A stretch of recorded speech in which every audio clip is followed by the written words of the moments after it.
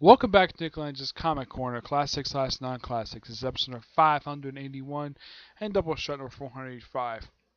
Got an AEW and DC book to review. First up, it is Teenage Mutant Ninja Turtles Universe, Volume 2. The New Strangeness, collecting issues 6 through 10 of this series. Yeah, but this one, it's a series of one-shot stories. Yeah, that's the thing with these issues. They're just one-shot stories. The first issue is Michelangelo helping out a NYPD officer looking for a missing brother-in-law. Doesn't find it. They do find him, but dies. The guy ends up dying. The second story is all about being a ninja. Yeah, that is literally what this second story is. But it's basically, it's a focus on it's a focus on Raphael on how to be a ninja. That's really the whole point of that story.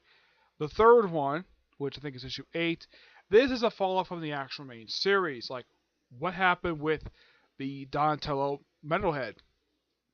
Well, he activated him with nuts and he ended up being destroyed. Yeah, that's the long short of it. That was really the whole point of issue 8, just follow up what happened in the main series. It was a nice little thing that the writers did. It's like, okay, let's follow up this loose end from the series and just get rid of Metalhead. That is literally what this issue was, just to get rid of Metalhead.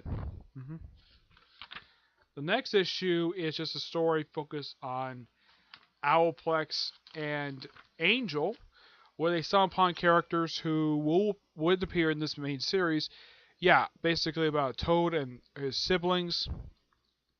Yeah, this Toad basically kind of pop up in the main series.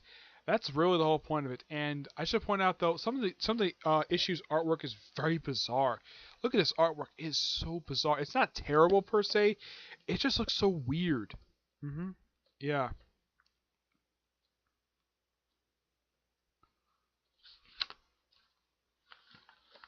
Yeah, it's all about having a party. That's really the whole point of this issue.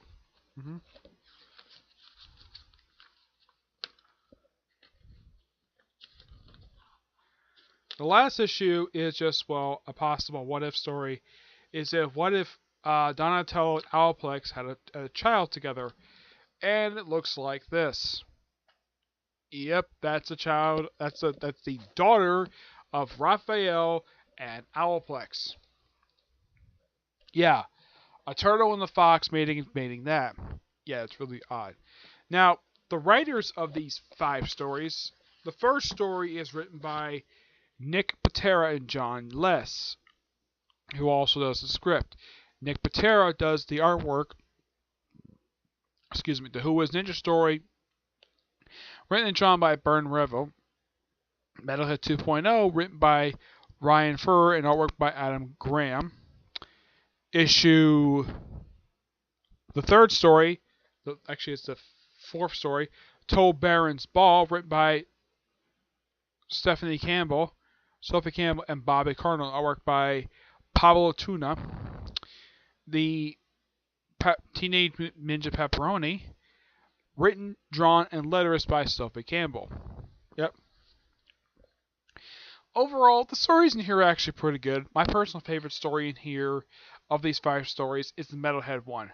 That one was a really good story, and it was a nice follow-up to the main series. That's one thing I praise about this series. It's just an anthology series just exploring stuff with the Turtles, like outside of the main series. Though, for some reason, it seems like every issue is focused on one of the Turtles.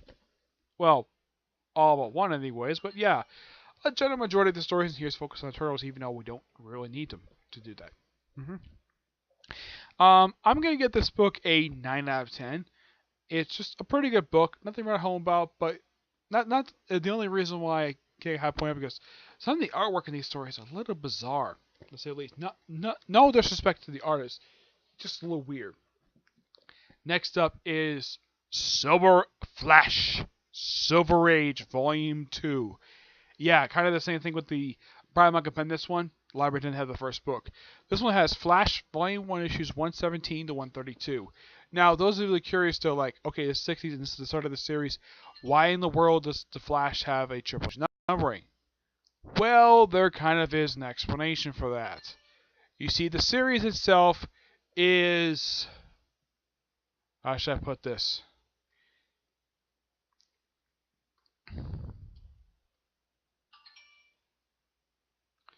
It is a well, it's a continuation of Flash Comics numbering. hmm Yeah, that's literally the reasoning for this. hmm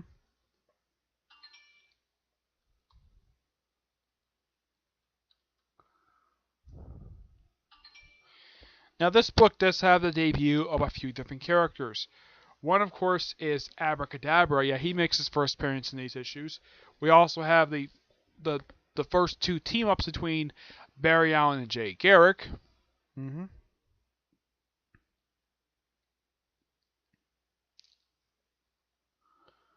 Yeah, let's see here. We also have debut of Boomerang, the Top. Yeah, Captain Boomerang, the Top, Abracadabra, and that's it. Yeah, only about 3 villains make the first appearances in here. The rest of the rogues do not make the first appearances in here. Nope, they don't.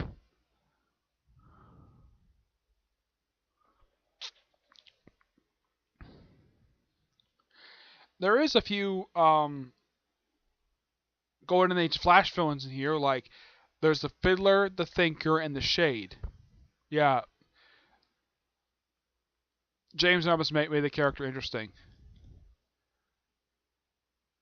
Yeah, I don't think the Trickster made his debut in these stories. He does show up in here, yes, but no, he does not make his first appearance in these issues. No, it's a previous book. Yeah, the Little Wizard pops up in here. They also have a couple stories featuring Elongated Man and a few stories featuring Kid Flash. Yep, Kid Flash had backup feature in the Flash for most of the run. It was on and off for 20 years. hmm All the stories were written by John Broome, artwork by Carmen Infantino, and I think that's it. Yeah, there was also a story here written by Gardner Fox. Yeah, they even have a story team up with the Howard Green Lantern. The other artists are Murphy Anderson and Joe Galea. Michael Cho does the cover art for this thing. Seeing the Flash in Silver Age is great. Yeah, unlike some other Silver Age goofiness, Silver Age books basically be very goofy. This plays it pretty seriously, and it's just really interesting set of stories. And I give this book a 10 out of 10. Classic stuff. Not much else to say about this thing except that pick it up if you're a fan of The Flash. It's just really good. That's why I think, yes, it is $30. Also, they also have Gorilla Grodd pop up in here, Mirror Master, and Daphne Dunn, I think her name is. Yeah, she's an old childhood friend of Barry Allen. And yeah, there's also the recurring joke about Barry being late, and they also had this thing about it. What if Barry Allen's identity became secret? Yeah, it turns out the whole issue was a daydream. If they did, it'd be really bad if his identity was public at this point in time. Though his identity will become publicly known in the 2000s, like right after he died, he became publicly known that he was the Flash all along. And Wally West, his identity is publicly known his whole career as the Flash. Yep.